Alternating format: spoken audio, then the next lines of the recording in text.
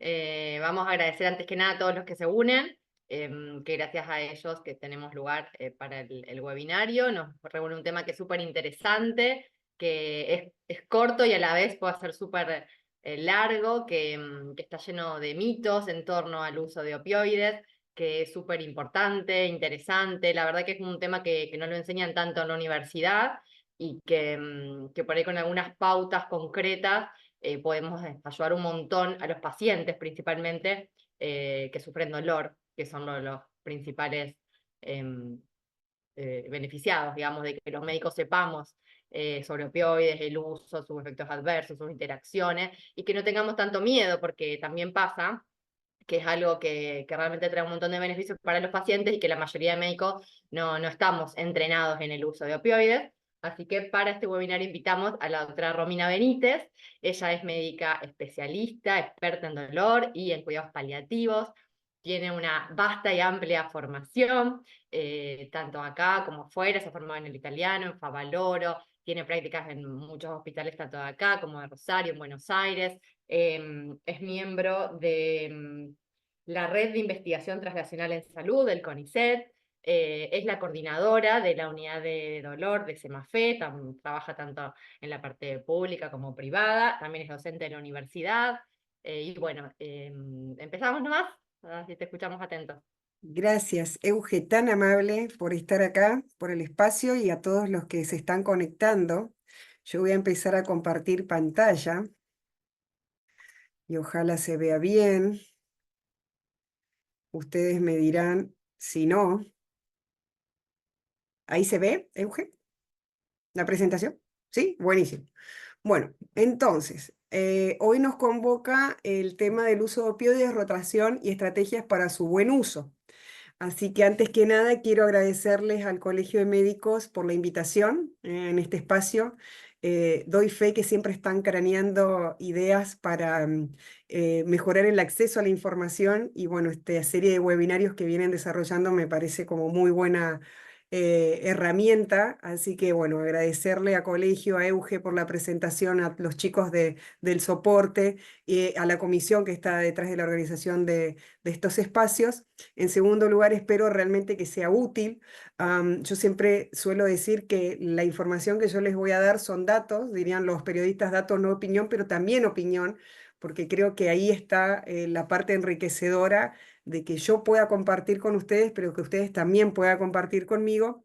Y esto nos lleva al tercer tópico que para mí personalmente sin el intercambio no sirve, porque vuelvo a decir, los datos que hoy ustedes van a ver acá están publicados en una cantidad de papers, en videos de YouTube que hacen colegas míos, que la verdad que son maravillosos, porque los respeto y los admiro. Entonces, me parece que la idea de hoy es aprovechar el espacio que tenemos como para conversar. Entonces, me encantaría que me interrumpan, me pregunten, espero saber sacar las inquietudes y si no hay dudas, por lo menos que me cuenten y podamos compartir experiencias para que sea útil para todos.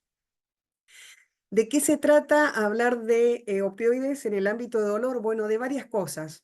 De saber un poco de la anatomía del dolor para entender dónde hacen acción estos fármacos, conocer que el uso de los opioides puede ser por múltiples vías, sea vía oral, tópica, y tópica ya empiezo con la información. Si ustedes van a usar un opioide de forma tópica, lo ideal sería que lo usen en úlceras, ya que la piel tiene una solución de continuidad donde el opioide puede llegar a penetrar.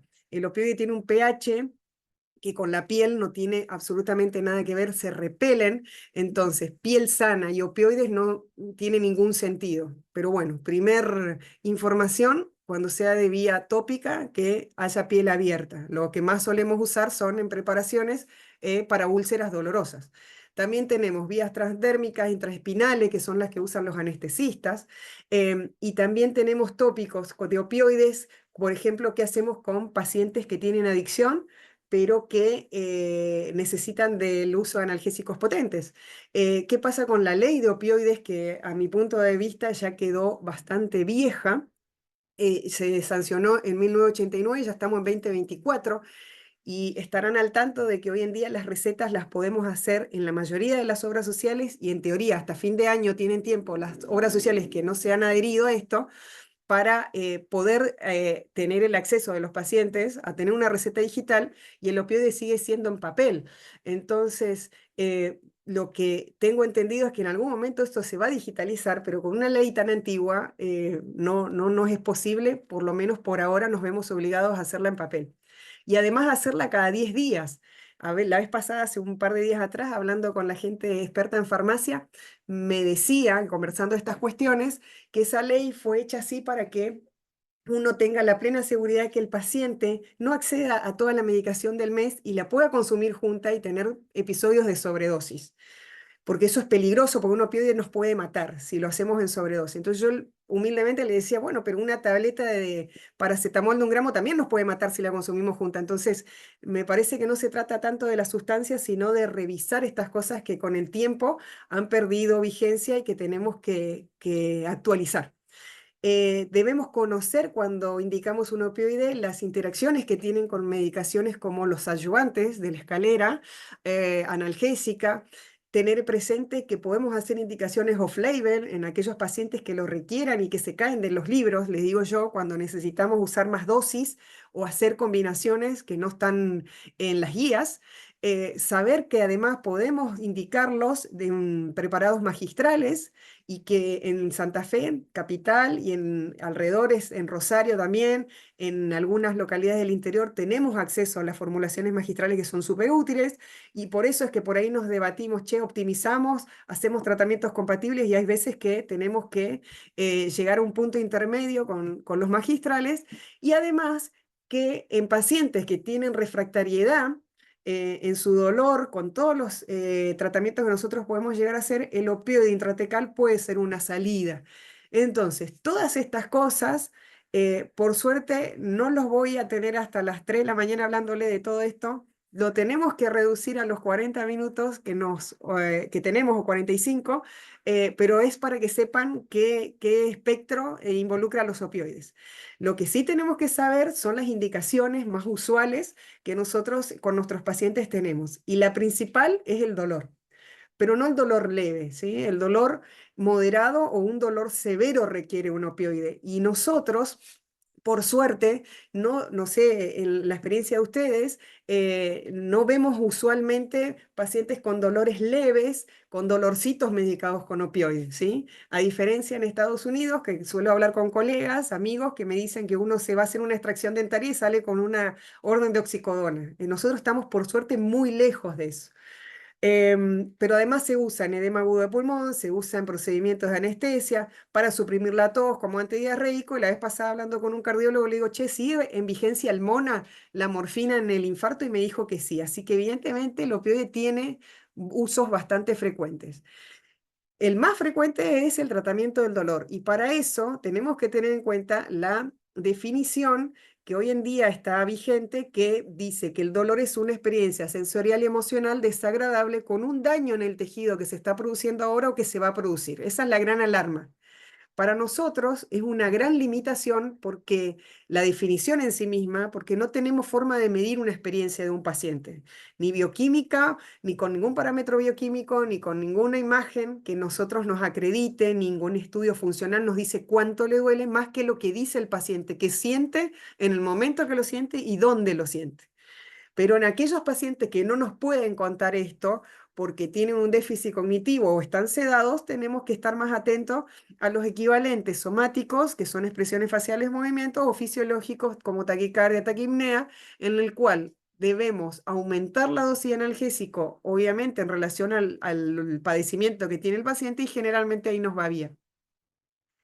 También tenemos que tener presente que el dolor se compone de 3 aspectos que no se pueden disociar: la parte biológica y sensorial nociceptiva con vías anatómicas que tenemos, pero todo lo emocional y cognitivo que se aprende de la infancia y que eso es subjetivo del paciente y el paciente pone en marcha como una respuesta al dolor. Entonces, de la configuración de lo emocional, sensorial y cognitivo es el resultado de los distintos umbrales que tienen los pacientes. ¿Y cómo hace esto para transmitirse? Bueno, nosotros tenemos terminaciones libres nerviosas que cuando se encuentran con un estímulo nocivo sintetizan sustancias como histamina, como bradiquininas, como prostaglandinas, que generan un proceso inflamatorio, el cual el cuerpo lo transduce a una señal eléctrica que se transmite por fibras que se llaman A delta, las de dolor rápido, la de transmisión rápida porque tienen mucha mielina, y aquellas fibras C que tienen poca mielina y que inervan las vísceras. Ese estímulo eléctrico se transmite por esas vías, hacen una primer sinapsis a nivel de la médula, ¿sí? Del núcleo del ganglio de la raíz dorsal, para después cruzarse de lado, subir por medio de una síntesis de una sopa que no es inflamatoria pura, que nosotros le decimos sopa neurogénica, donde hay glutamato, donde hay sustancia P, entre otras, que hacen que ese estímulo suba, haciendo una segunda sinapsis en los núcleos talámicos, donde se sintetizan muchas veces, en realidad siempre, las sustancias de serotonina, noradrenalina, y es ahí donde muchas veces hacemos otro blanco de tratamiento con algunos antidepresivos, por ejemplo, para dolor crónico. Y habiendo superado esa segunda sinapsis, es ahí donde la tercera se realiza a nivel cortical y el cuerpo se entera de que está el estímulo en marcha. ¿Y qué hace el cuerpo? Sintetiza opioides endógenos, las endorfinas y los endocannabinoides para que el cuerpo perciba menos dolor. Esa se llama vía descendente, vía analgésica endógena. Traigo esto a colación para ahora ver de dónde actúan los opioides. Para clasificar el dolor tenemos clasificaciones según la duración, agudo y crónico, y realmente tratar un dolor agudo con opioide necesita de una intensidad que supere un dolor leve, como ahora vamos a ver. Según el origen, tenemos dolores nociceptivos, neuropáticos o mixtos, dependiendo de qué tejido se lesione, y según la intensidad leve, moderado y severo, ¿sí? Nosotros en opioides realmente trabajamos con pacientes con dolores severos. Y ahora vamos a ver qué opioides usamos si tenemos más un componente neuropático que nociceptivo, porque hay opioides de elección. El dolor agudo para nosotros no es ningún problema porque desaparece cuando la lesión se repara, pero el dolor crónico, la verdad es que significa un cambio del sistema nervioso central que aprende de ese estímulo que estuvo presente durante mucho tiempo o de una forma muy intensa y hay una cantidad de cambios a nivel del organismo que hacen que ese dolor se perpetúe. Si se rompe un tejido superficial o profundo, denominamos un dolor nociceptivo somático, y si se rompe un órgano, lo denominamos visceral. Y el visceral puede doler a distancia, como ahora les voy a mostrar. Si se rompe un tejido del sistema nervioso central o periférico, denominamos al dolor como dolor neuropático. Y los descriptores que dicen los pacientes es siento hormigueo, siento que me quema, siento que me pincha. Y esto lo vemos a diario. ¿En qué pacientes? En todos estos. En los que fueron amputados, en los que están haciendo quimio, en los diabéticos, en los que tuvieron un herpes, etc. Fíjense que hay una cantidad de pacientes que sufren de este tipo de dolores. Y por último, tenemos al dolor nociplástico, que sale de lo que es el dolor psicógeno, que tiene un componente y patología psiquiátrica ya conocida, pero el paciente dice que le está doliendo y trae estudios en los cuales nosotros no vemos lesión. Bueno, famoso caso de fibromialgia. La fibro generalmente no es un buen target de uso de opioides. Sí, algunos dolores que son irradiados, que toman una metámera, ¿sí? Que uno ya empieza a pensar en algo más neuropático, o dolores referidos que duelen a distancia, ¿sí? El mapita de este siempre hay que tenerlo a mano cuando uno ve que no es una fibro, no es un dolor psicógeno, y le duele un órgano, una parte del cuerpo, que los estudios vienen bien, bueno, vayamos a buscar a distancia que tal vez la noxa esté ahí. Y como dijo Euge, la verdad que nuestra formación con el uso de opioides en la formación de grado es bastante escueta y pobre. ¿Qué es lo que nos enseñan a usar a nosotros más que nada? Los AINES. Entonces nosotros salimos canchero sabiendo usar los AINES, y cuando no nos dan respuesta a nivel de la vía oral, los hacemos inyectable, y cuando el inyectable no nos da efecto, los combinamos con corticoides, y ahí creemos que se termina el problema. Pero la mayoría de los pacientes, sobre todo con dolor crónico, en los cuales nosotros no podemos usar estos esquemas, resulta muy ineficiente, ¿sí? El más corajudo, digo yo, el que se anima a usar tramadol en su momento, Y la idea de hoy es repasar y bajarnos del triciclo de este muñequito, que es el que le genera dolor en las películas a los protagonistas, repasando esta escalera que ya tiene sus buenos años y que nos ordena en el tratamiento de nuestros pacientes, ¿sí? Sabiendo que la modificada, la escalera modificada, tiene el intervencionismo desde el primer escalón. Nosotros podemos hacer intervenciones infiltrando una bursa, infiltrando un trocánter, ¿sí? No es necesario que un paciente con una bursitis tome morfina, ¿sí? Con infiltrar la bursa generalmente es más que suficiente. Ahora bien, más conocemos la escalera, más cómodos nos sentimos, podemos subir y bajar de escalones cómodamente, pero tenemos que tener ese conocimiento y también saber que un paciente con dolor severo podemos subirnos al ascensor, no pasar por el segundo escalón específicamente y podemos usar un opioide fuerte. Tenemos que acordarnos que cada paciente debe tener una evaluación individualizada y el tratamiento tiene que ser específico y a medida, porque siempre digo lo mismo, no es lo mismo tratar a los chicos jovencitos sin comorbilidades, sin ningún tipo de medicación que tomen a diario, con una ventana terapéutica amplia, a estos muchachitos que realmente tienen una serie de enfermedades con 15 fármacos diarios y que el uso de un opioide a nosotros nos puede generar un efecto adverso o una interacción. ¿Sí? Pacientes que están anticoagulados, que tienen FA, que tienen antecedente de prostatismo, antecedente de diabetes, ahí tenemos que ser bastante cuidadosos. Entonces, ¿qué elegimos? Lo que se pueda en nuestra gran estantería, que no es muy amplia en comparación con otras especialidades, y hoy nos toca hablar de los opioides. Y tenemos que ver, el dolor es agudo, acaba de empezar, y el que me dice que trata el dolor agudo con un AINE, yo lo felicito porque en eso está todo ok, en eso lo podemos llegar a usar, siempre teniendo en cuenta la premisa de que tenemos que usar la menor dosis posible de AINES el menor tiempo posible de AINES. Pero esto en dolor crónico, realmente, ¿qué hacemos? No le podemos dar AINE a un tipo por 7 meses, ¿sí? Por un año. Entonces, ¿ahí en qué nos apoyamos? Y en los opioides y en los adyuvantes, sin duda. El que le da AINE al paciente por un año y no se enteró que no lo podía hacer, bueno, por favor, me cambia la estrategia. ¿Qué otra cosa pasa con los opioides? Los conocemos muchísimo, por suerte. Fíjense, estos muchachitos chinos en 1806 ya usaban la morfina. Y con toda esta onda del uso del cannabis, que el aceite, que el cultivo, cuando nosotros todavía no conocemos todos los receptores cannabinoides, todavía no conocemos los porcentajes de concentración, siempre que uno lee trials de cannabis dice, che, hace falta seguir estudiando en comparación con, fíjese la cantidad de años que ya llevamos usando a la morfina, entre otras sustancias, nos respalda la experiencia. Entonces, ¿tenemos experiencia? Sí, bueno, hagámosla valer. Sin embargo, desde el 1800 están los muchachitos nazis usándola y nos encontramos hoy en día discursos en nuestros consultorios de temor a que la morfina acelere la muerte y temor del paciente, pero también del colega y también del farmacéutico que es el que le come la oreja al paciente y le dice, che, usa ¿qué te dieron tramadol? Tramadol es derivado de la morfina, dice. O te dicen peor aún, tramadol es morfina. Eso es ya una burrada más grande. Entonces, que haya grupos farmacológicos que uno los clasifique en familia, sí, es real, pero tramadol no es morfina.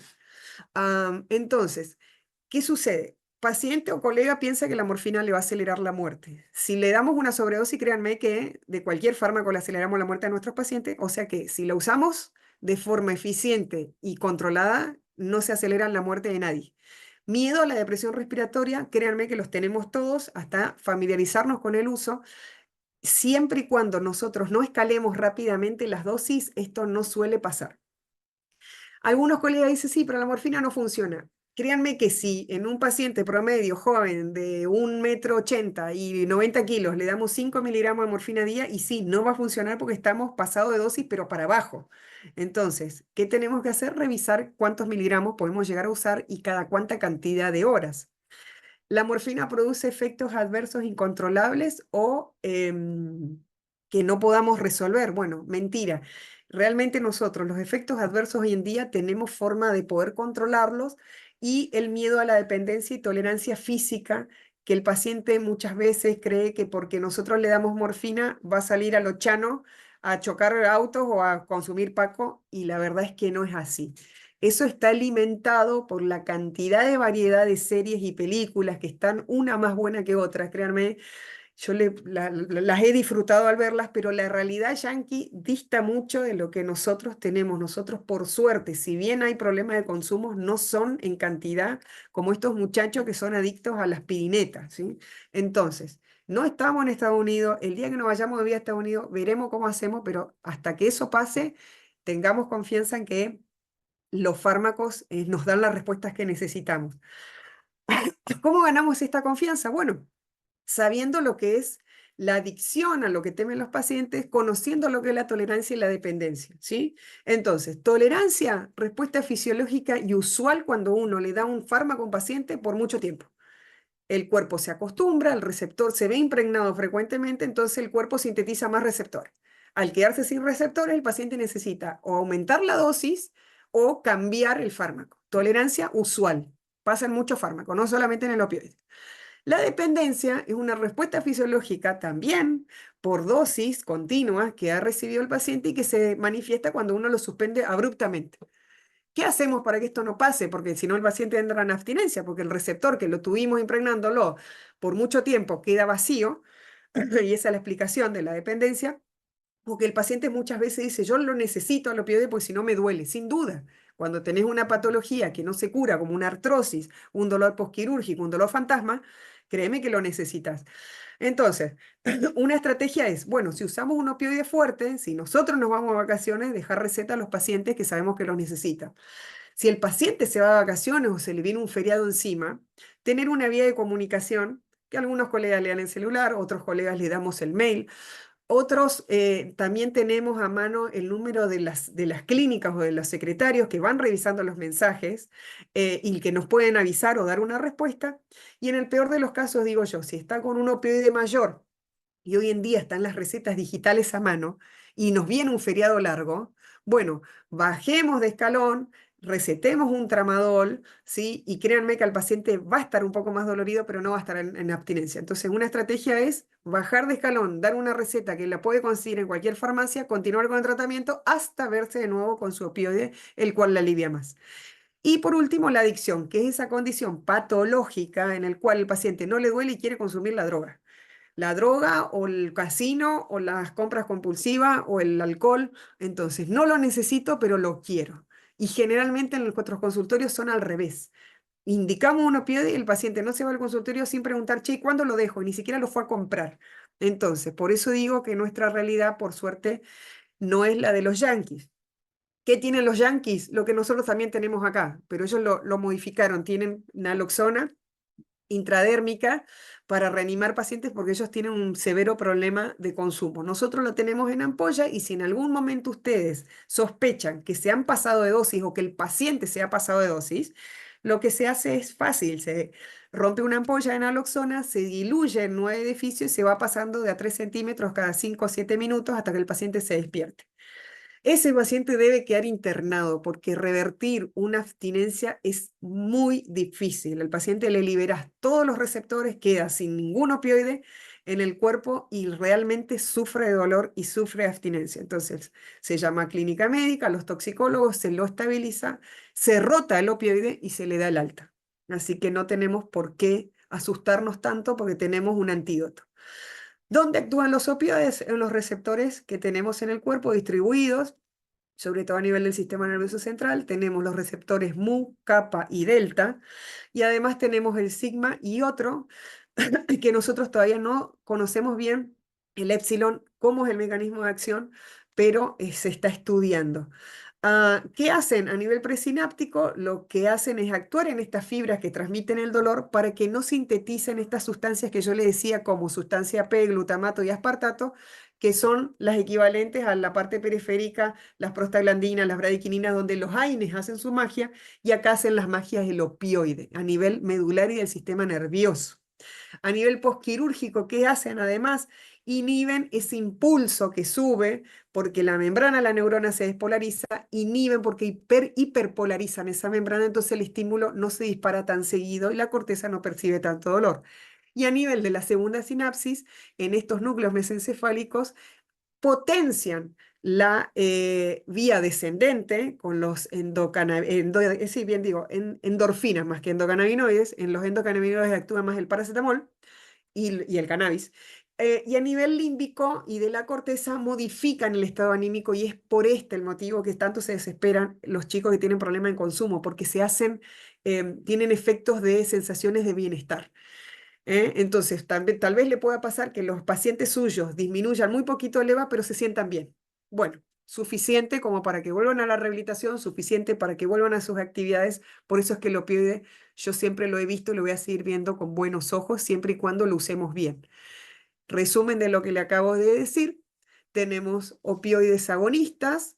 En la primera lista, los agonistas parciales como la buprenorfina, que en otros medios, en otros países, vienen comprimidos, vienen ampollas, y nosotros la única forma de conseguir buprenorfina en Argentina es como parche transdérmico.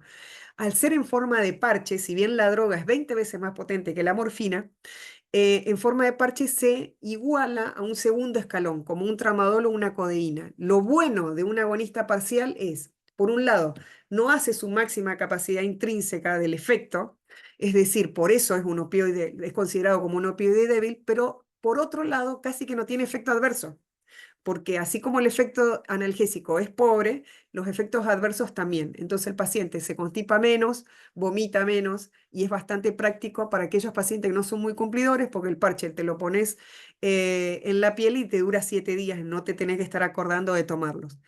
Los agonistas, antagonistas es la nalbufina, ¿sí? Es uno solo. Agoniza el receptor kappa y antagoniza el mu.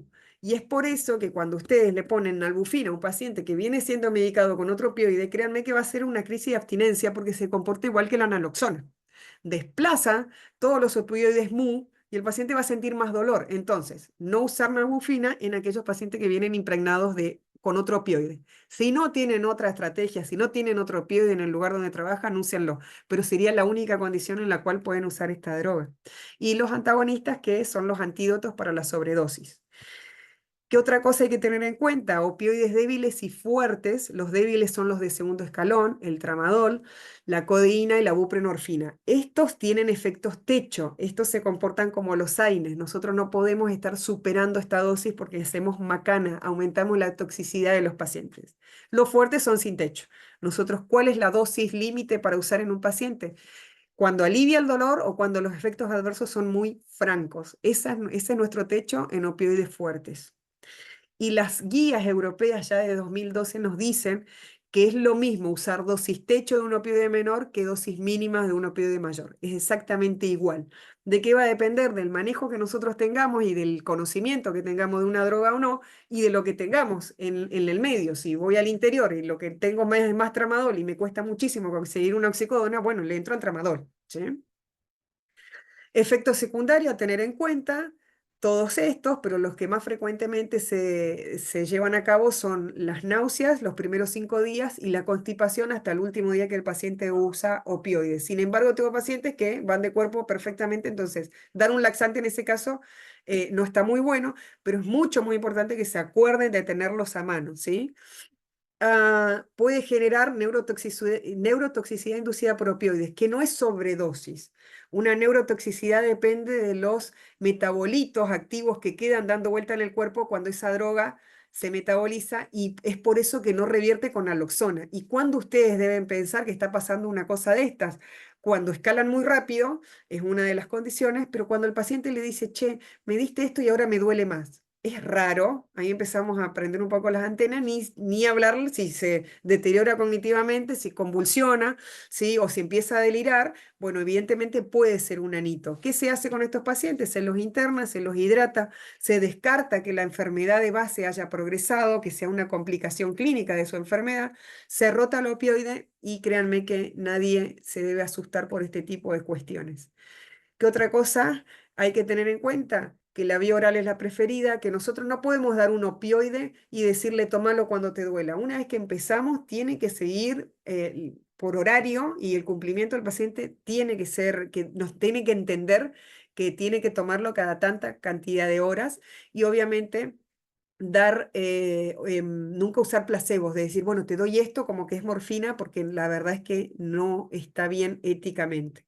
¿Hay pacientes muy sensibles, alérgicos? Sí, hay que tenerlos en cuenta, hay que hacer el interrogatorio. Y estas son las equivalencias que son bastante útiles para saber Si el paciente que viene por ambulatorio tomando una medicación lo internamos y le ponemos una vía, generalmente pasamos toda medicación a lo que sería la dosis de morfina, y la dividimos por 3 para poner la misma dosis, pero dividida por 3 en un suero. ¿Por qué? Porque la potencia sin duda es mayor. Así como la subcutánea, cuando queremos dar de alta, la multiplicamos por 2 o por 3 si queremos dar vía oral. Esto hay que tenerlo a mano siempre. Saber que además, si queremos usar codeína que se transforma en morfina y que no se llama morfina, y eso por ahí puede ser bastante útil en pacientes que no están muy cómodos con la idea de tomarla, a la morfina, tenemos que tener el recetario de lista 3 de lista 2 perdón, de estupefacientes. Esto lo da el Colegio de Médicos, es el recetario verde simple. Acá va la codeína y también va la buprenorfina en parche. No va en recetario doble, no va en otra cosa que no sea este recetario. Ya al cruzarnos a Paraná o irnos a Buenos Aires no es necesario, pero nosotros por ahora sí. Tiene mejor control, así que no nos cuesta nada ir al colegio a buscar un par, o unos pares, dependiendo si recetan mucho. Y después tenemos el triplicado verde, tan famoso, que sirve para los opioides fuertes. Y créanme que si ustedes usan uno por otro, el farmacéutico al paciente no le entrega la medicación. ¿Podemos usarla de forma magistral? Sí. ¿Cuándo es útil esto? Cuando en mínima dosis, cuando ustedes tienen un paciente que ha usado tramadol, por ejemplo, y que se ha sentido mareado, que no le alivia el dolor y tienen que subir de escalón, bueno, usar metadona, oxicodona o morfina en gotas en una solución que nos permita ir subiendo de a poquito es una buena estrategia. Necesitamos sin duda el papel. Nosotros no podemos hacer recetario digital, salvo del tramadol, sin que le demos el papel, créanme que no le entrega.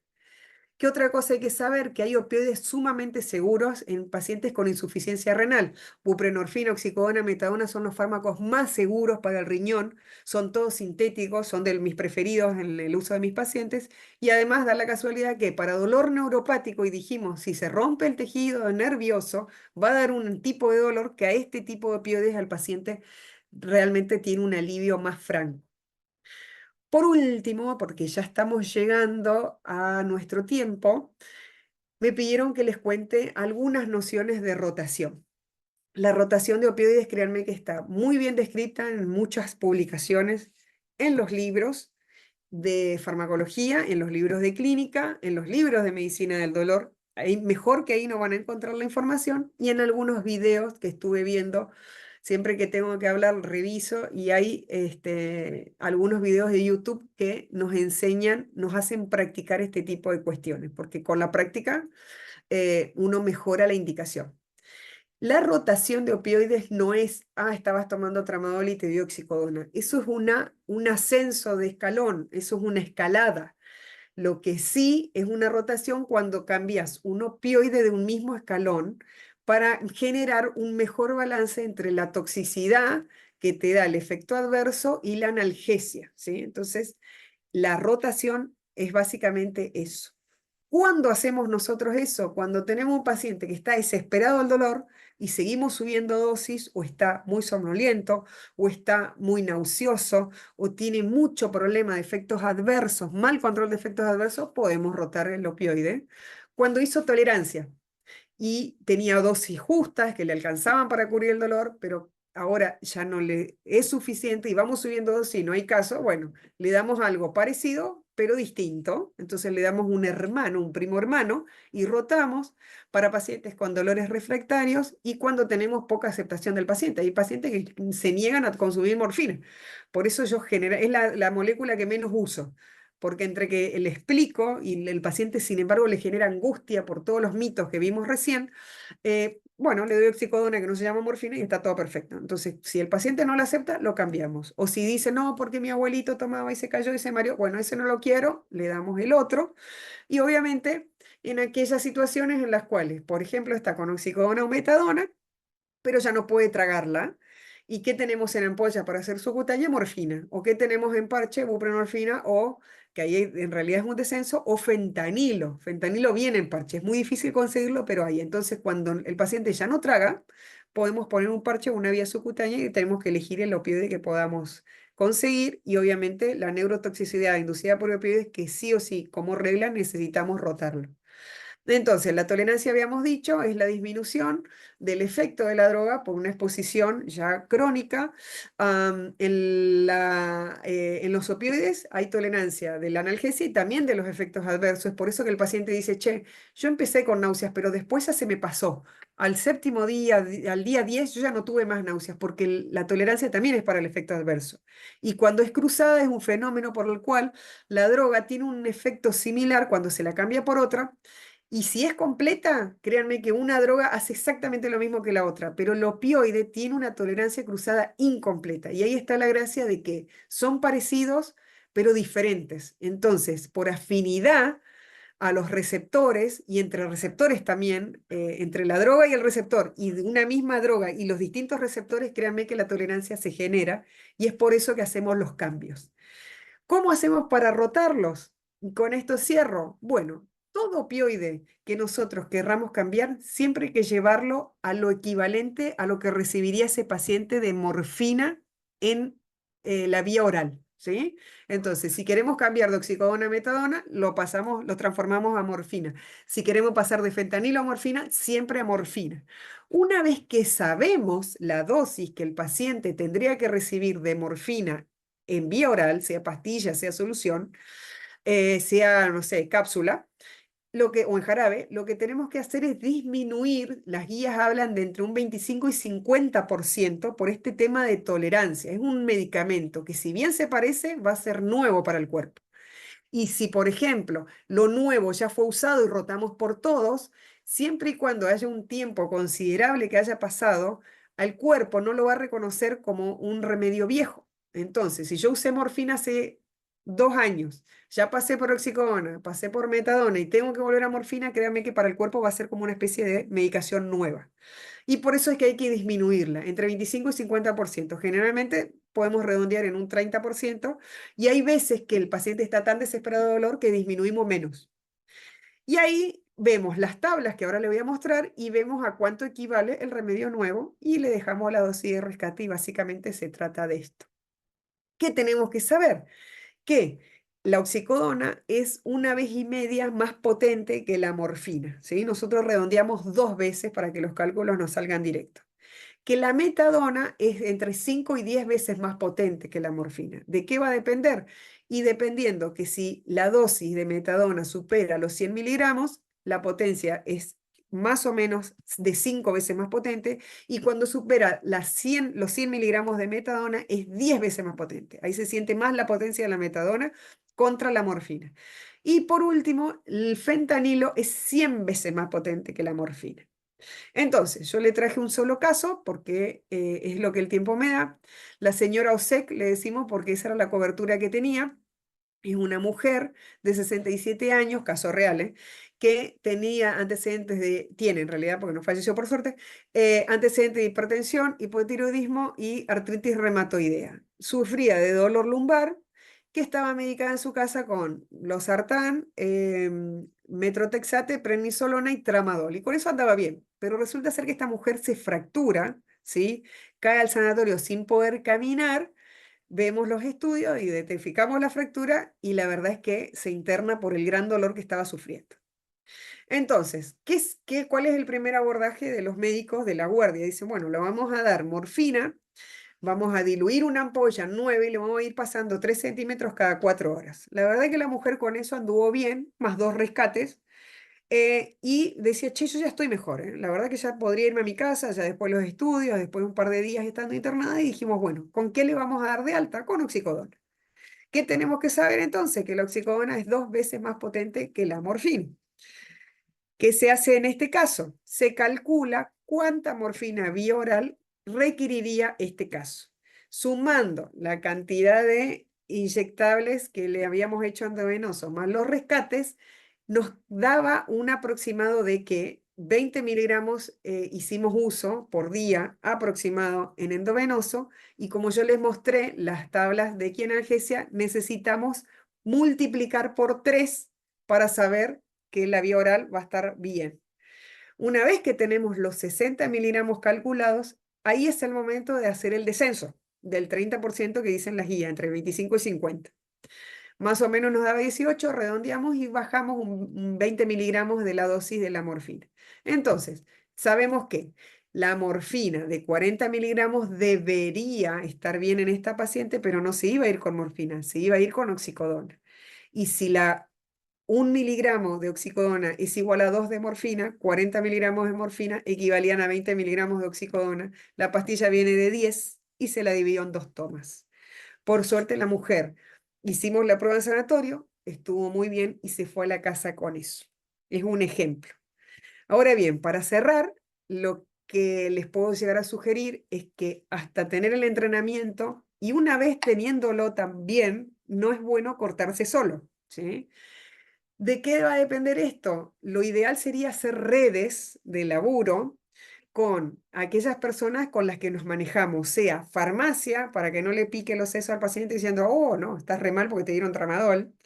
Ese tipo de comentarios restan y si nosotros nos hacemos conocer con los farmacéuticos con los que trabajamos, créanme que esos son cosas que ya se dejan de decir, siempre y cuando haya una confianza y la confianza se gana. Se gana con los enfermeros cuando nos ven indicar las dosis o cuando ellos les suena que hay que subir o porque ellos están más en contacto con los pacientes que con nosotros. Así que básicamente te pasa el dato y te dice, che, pasó pésima la noche, subile, fíjate. Esa confianza se va ganando y en base al feedback, ¿sí? A dar una respuesta. Y por suerte y gracias al cielo tenemos un celular que hoy en día podemos estar con los colegas y con la interdisciplina manejando los pacientes. Y se me terminó el tiempo y para no hacer abuso, yo les agradezco por la atención. Ojalá puedas escucharlos, que no sean temerosos, que nos cuenten las experiencias y quedamos entonces atentos. Yo voy a dejar de compartir para poder conversar, si les parece bien, en estos minutos que nos quedan. Ya que me escucharon a mí, los quiero escuchar a ustedes. Bueno, si alguno quiere hacer una, bueno, hay alguien que levantó la mano, es el doctor Serrano, le vamos a permitir hablar, así que, doctor Serrano, ya puede activar su micrófono. Buenas noches para todos. Romina, gracias. Eso es música para mis oídos, porque en realidad hace muchos años que con los cuidados paliativos, con enfermedades crónicas, con la internación domiciliaria, hemos usado morfina en la forma que conseguíamos. Por supuesto que cuando el paciente podía, los parches eran fantásticos, pero valen 10 veces más caros y algunos otros sustitutos, ¿no? Y depende mucho de la provisión. Pero me llamó la atención al principio algo que estaba en la diapositiva y no mencionaste, el ventilador. Para el dolor, nosotros muchas veces utilizamos esos signos indirectos. Si tiene sudoración, si tiene taquicardia, si tiene midriasis, pero lo del ventilador no lo conocía. Es cuando se Así que, desadaptan, mirá. gracias doctor por los comentarios, cuando vos ves pacientes que se desadaptan a la ventilación asistida, que luchan, que tienen resistencia, que uno los ve poco confortables. Me ha pasado de ver grandes quemados, por ejemplo, con niveles bajísimos de analgesia, y que te dicen, che, mira, esto no nos va bien, está taquicárdico, como vos decís, sudoroso. Optimizamos la dosis del analgésico y se estabiliza el paciente. Evidentemente nos estábamos quedando cortos, así que Ah, básicamente eso está descrito y me ha pasado, así que por eso siempre lo recuerdo. sí, yo me refería a la otra ventilación, porque son muy hipersensibles. El ventilador suele darles malestar, lo mismo que el baño en determinadas situaciones, y eso significa que hay que adecuar la analgesia. Yo Sí. pensé que venía por ese otro lado, pero No, vale no, el comentario. también. De hecho, al gran quemado o cuando tenemos quemaduras de tercer grado, lo que se suele hacer es poner una dosis de rescate y para eso está bueno conocer. Si nosotros al paciente le damos un subcutáneo de morfina, esa dosis va a hacer efecto de acá a 2 horas y media a 3. Y si lo bañamos antes, con lo que duele el cepillado, no sirve. De hecho, lo único que hacemos es acumular tóxicos.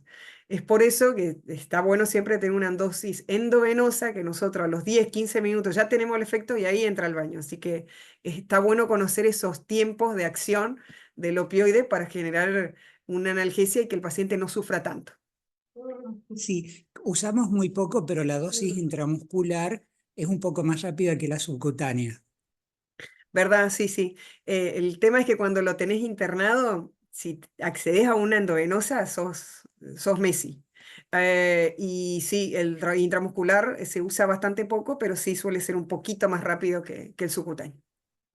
Sí, sí. Y la otra cuestión que nos ayuda muchísimo son los catéteres intermitentes. No sé Ajá, si se ¿verdad? siguen usando, pero son muy prácticos, Sí, y podés, a ver, a nosotros qué nos pasa que tenemos poco personal de enfermería y demás y hacemos mucho de internación domiciliaria, dejás las dosis programadas y le enseñás a la familia cuál es la dosis de rescate y dejás la jeringa preparadita y nos ha ido muy bien con eso también. Son sí. recursos que hay que aprovechar todo.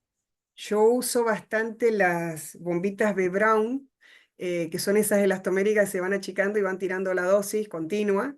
Dejamos Ujú. dosis de rescate y muchas veces está bueno llevarse muy bien, hacerse amigo de anestesistas que le gustan esta parte, porque ellos muchas veces hasta nos colocan los catéteres. Así que son útiles. Por eso digo siempre armar redes. Lo que no sabe uno se complementa al otro y le damos mejor respuesta al paciente. Sí, yo la suelo usar bastante. No son caras, por suerte, son muy accesibles. ¿Alguna otra duda? El que, Gracias, Doc, por el aporte. el que quiere O, preguntar puede o, hacerlo por el chat o puede levantar la mano como el doctor Serrano y le habilitamos el audio. o que quiera comentar algo que le haya pasado, que le haya resultado raro o para destacar del uso del opioide. Mientras otro se anima, sigo usando esto. Nunca jamás tuve un caso de adicción a morfina y la he usado muchas veces. Em, Es más, me acuerdo de una paciente con pelvis congelada que en 10 días consumió 142 ampollas de morfina de 10 centigramos, porque no había cómo pararle el dolor. Y nunca he tenido pacientes con dolores crónicos que han venido con prescripción de morfina en gotas, por ejemplo, pacientes con escoliosis tremendas o con fracturas de columna vertebral y la han usado por años y nunca hubo que aumentar la dosis, ¿no? Ahí hay alguien que está preguntando. Bien.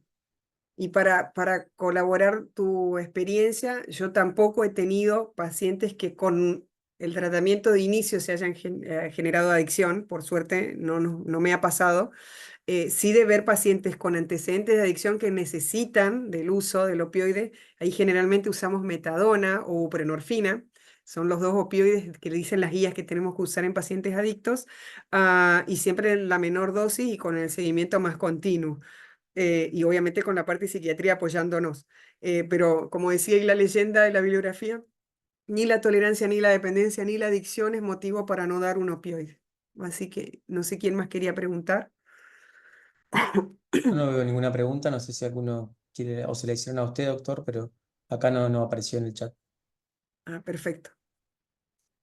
Yo voy a aprovechar el comentario para preguntarte, Romy, ¿qué tenés en cuenta a la hora de indicar un opioide para sospechar o para pensar que podría tener una adicción o generar una adicción en la persona, o qué conductas o qué antecedentes uno usualmente tiene en cuenta para sospechar o evitar que haya una Mira, dependencia? la experiencia más que nada te dice, salvo que sea una persona que lo oculte bastante bien, el paciente en algún momento me ha pasado, no voy a decir la localidad, pero en un lugar donde trabajo, donde vienen específicamente, no, porque yo estuve muy bien, dice, yo tuve un accidente una vez y le ven los estudios y la verdad que el accidente ha quedado nada.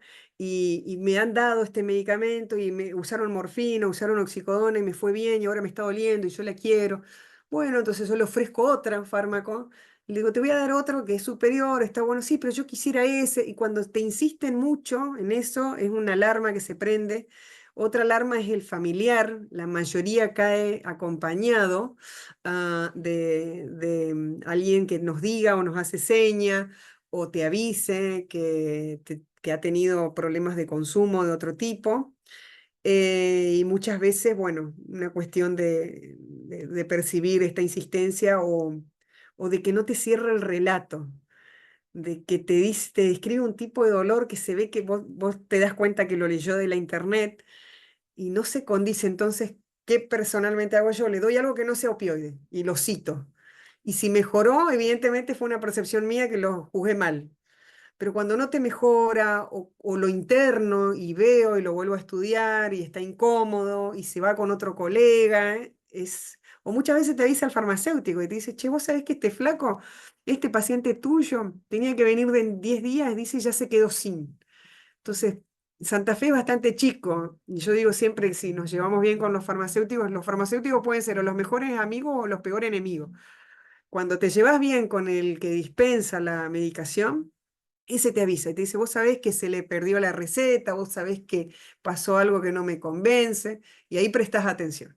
Y le sugerís, obviamente, o lo que se debería hacer, interconsulta con psiquiatría, le explicás lo que venís viendo, porque no son giles y se dan cuenta que vos también sabés algo, y generalmente se rota metadona. Y cuando se niega, se niega, se niega, bueno, ahí ya es otro cantar, hay que pedir sí o sí interconsulta con salud mental, hacer una buena derivación y explicarle que nosotros no somos kiosqueros que nos puedan pedir un atado de pucho y 2 cajas de morfina o de oxicodón.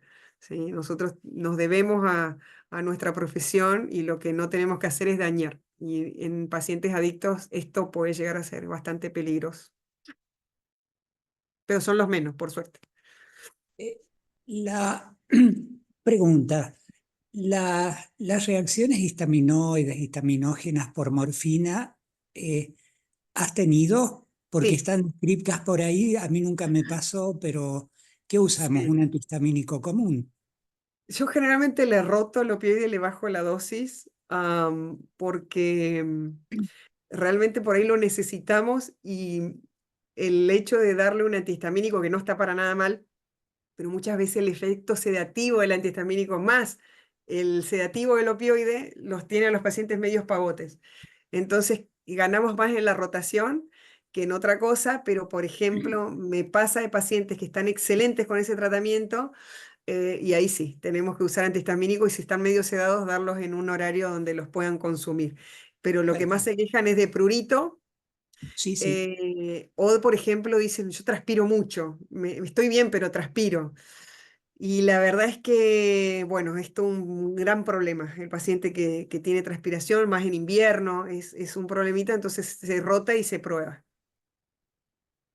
Eh, Algo utópico para el primer nivel. El fentanilo es 100 veces más potente que la morfina, pero en Estados Unidos tienen serios problemas de Re, consumo, ¿no? sí, sí, Y no es el caso nuestro. no. El acceso a nosotros es muy difícil. Realmente se usa, sí, bueno, supongo que en centros especializados sí, pero para primer nivel me parece que no sería necesario. En realidad, el fentanilo, yo la experiencia más amplia que tengo en fentanilo es con no es que le quiera hacer propaganda, pero la verdad es que estaba en algunos pacientes muy bien, en otros no le hacía casi nada, un comprimido que se llamaba Fentora, que acá es muy difícil conseguirlo. En Buenos Aires lo que quieras. En Rosario también es bastante fácil, pero en Santa Fe cuesta mucho traerlo. El Fentora es fentanilo sublingual, venían en dosis de, si mal no recuerdo, 50, 150 y 200, y hacía efecto en 20 minutos. Entonces el paciente se lo ponía en el carrillo de la lengua, atrás, bien atrás, hacía efecto rápido y nos servía para dosis de ese dolor irruptivo que muchas veces despierta al paciente, y estaba contenido en el PMO al 100% para pacientes oncológicos. Los que no podíamos usarlo muchas veces era en pacientes quemados, que también lo necesitamos y el costo era bastante alto. Fentanilo se puede conseguir en forma de parche, entonces se me ocurre el transmucoso y el parche de primer nivel no es para nada utópico, son muy útiles. En parche se usa cuando el paciente no puede deglutir, son un poco costosos y la verdad es que acá últimamente no lo trae ninguna farmacia, entonces lo tenemos que reemplazar con una vía subcutánea y ampollas de morfina. Ah, y fentanilo en ampollas nosotros lo tenemos solamente en las coronarias y en las terapias, ni siquiera en alguna que otra sala de shock room, pero después en el piso enfermería se resiste y tiene razón, se respeta, tenemos alternativas con morfina en ampollas, así que no entramos ahí en discusión. Y los yanquis tienen graves problemas con fentanilo y con carfentanilo, que es 1000 veces más potente que la morfina, se usa para uso veterinario y los muchachos ya se están dando con eso. Así que por eso digo que estamos extremadamente lejos de la problemática de consumo. De hecho, hablando con un colega la vez pasada nos decía que les tiene terminantemente prohibido a pacientes oncológicos avisar o comentar a los vecinos que está bajo tratamiento del dolor, porque los vecinos le entran a robar el opioide a la casa. O sea, ya estamos están ellos en un nivel totalmente descontrolado. Le entran a robar el opioide, no le sacan el televisor, la computadora se queda ahí y le sacan la caja. Así que Oh, em, este, sí, cuando una ellos cosa le que enseñan a mentir, básicamente. Y cuando le sí, dicen, sí. ¿tenés un cáncer? Sí, pero estoy acá con aspirina, estoy con... porque le entran a robar. Em, doy fe de lo que decías de los farmacéuticos porque al menos en el interior, por más que prescribas la morfina, le pongas urgente y demás, son 7 días hasta que la traen. Así que nosotros en el hospital hicimos una reserva como para llegar esos días, pero Me demora parece mucho. bien. De hecho, yo di una nota en el diario hace un par de días atrás que salió publicada ayer y me decía la periodista, ¿qué hace falta para mejorar los cuidados paliativos y el acceso a la droga? Y por otro lado, en el acceso también está estos espacios para poder conversar con los colegas, porque yo le decía, podemos tener la farmacia llena de opioides, pero si el colega no se saca el miedo de indicar, sin duda todos hicimos mal una receta y la vamos a seguir haciendo por el apuro, pero el buen amigo farmacéutico nos dice, che, te equivocaste en los miligramos, che, le pifiaste la dosis.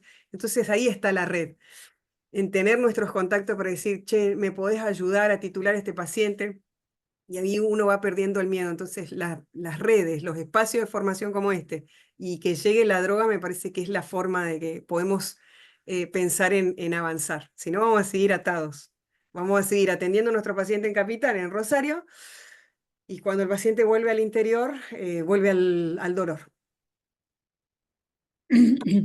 Veo que hay colegas de toda la provincia, de muchos lugares, así que bienvenidos a todos. Ojalá se animen a preguntar algo para no monopolizar la charla. Están medios tímidos. Si no, O lo que se puede escribir. hacer es, si nadie se anima, se los puede invitar a algún encuentro presencial, donde muchas veces el catering es la excusa, y ahí se Perfecto. puede llegar a conversar, porque por ahí tal vez le da un poco de temor la virtualidad, supongo, no sé. Yo quiero aprovechar para preguntarte, va, si querés comentar, ¿en qué paciente sospechar la neurotoxicidad? ¿Y qué hago en el caso de que la sospeche?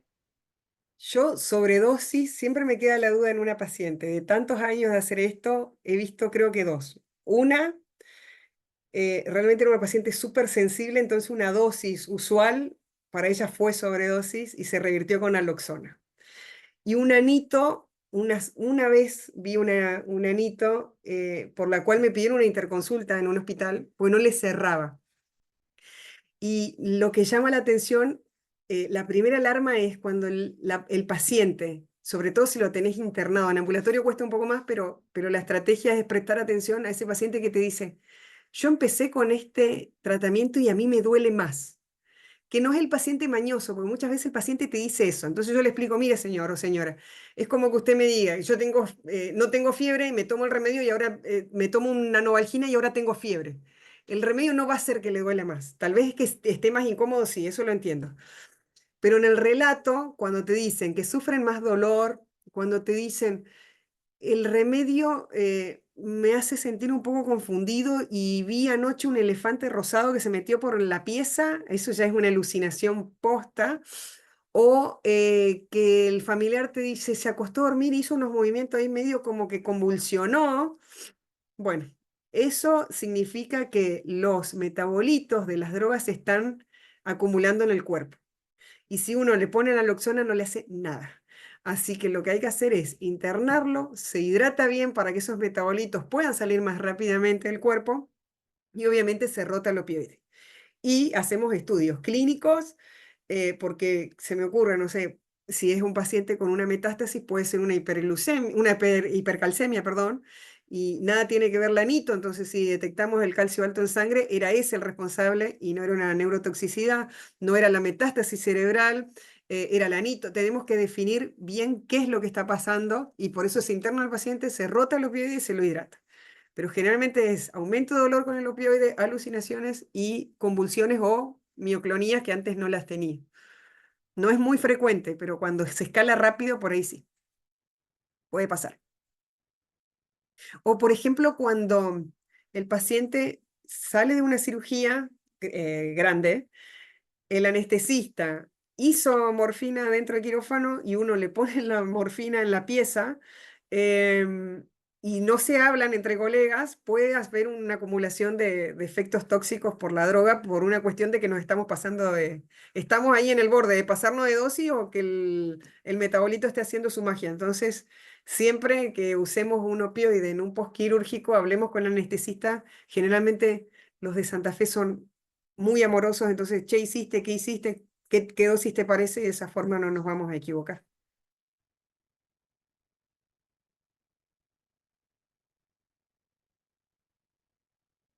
Bueno, no sé si queda alguna pregunta o algún comentario de alguno de Sí. los participantes.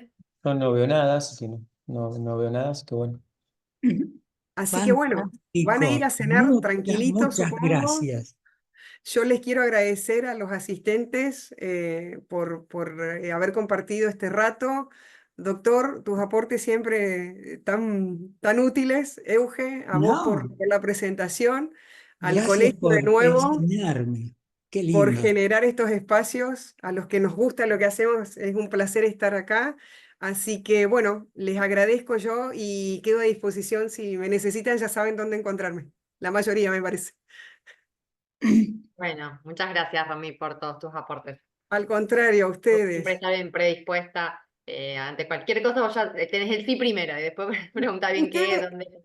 desde ya Sí. que gracias y ustedes para conmigo también y sepan que a todos nos va a doler algo. Entonces la idea es saber manejar esto y poder ayudarnos entre nosotros. Gracias, gracias, gracias. ¿No? Muchas De gracias a nada, hasta todos. Gracias a luego. todos. Hasta luego. Buenas noches.